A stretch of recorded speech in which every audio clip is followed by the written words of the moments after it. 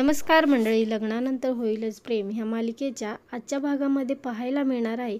नंदिनी जीवावरती प्रचंड चिडलेली असते आणि नंदिनी जीवाला म्हणत असते, मला आता तुमच्याजवळ कोणतीही चिठ्ठी नकोय, कारण तुमची चिठ्ठी वाचली की आता मला धडकी भरते. नंदिनीला सांगण्याचा प्रयत्न करत असतो, परंतु नंदिनी जीवाचं काहीच ऐकत नाही आणि ती त्याला म्हणते, जीवा प्लीज मला समजवायला येऊ नका आणि एक्सप्लेन करू नका मला की तुम्ही ती चिठ्ठी का लिहिली होती. तेवढ्यात जीवाला आठवतं ती चिठ्ठी तर त्याने काव्यासाठी लिहिली होती आणि ती चिठ्ठी तो तिथे सोफ्यावरती टाकून जातो आणि ती चिठ्ठी नंदिनीने वाचलेली आहे. त्यानंतर जीवा नंदिनीला म्हणतो, ती चिठ्ठी वाचून तू डिवोर्स घेण्याचा निर्णय घेतला होतास का? चिठ्ठी तू वाचलीस कशासाठी? ती चिठ्ठी तुझ्यासाठी नव्हती, ती चिठ्ठी तर काव्यासाठी होती. असा शब्द त्याच्या तोंडात येणार, परंतु त्याने स्वतःला थांबवलं.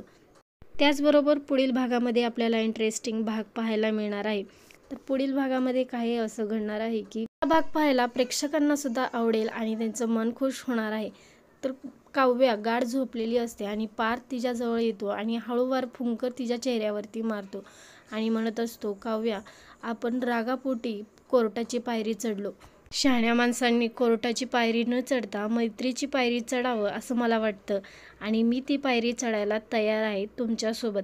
मला तुमची साथ हवी आहे आणि तुमच्या हातामध्ये हात देऊन मी ही साथ निभावणार आहे. तेवढ्यात बाहेर गडगडाट होतो तो आभाळाचा आणि त्यानंतर काव्याला ती भीती वाटते आणि ती पटकन पार्थचा हात धरते.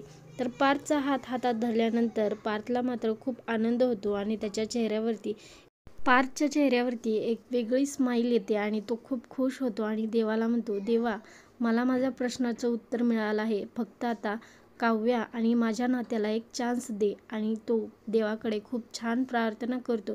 काव्यासोबत नातं निभावण्यासाठी पुन्हा एकदा तयार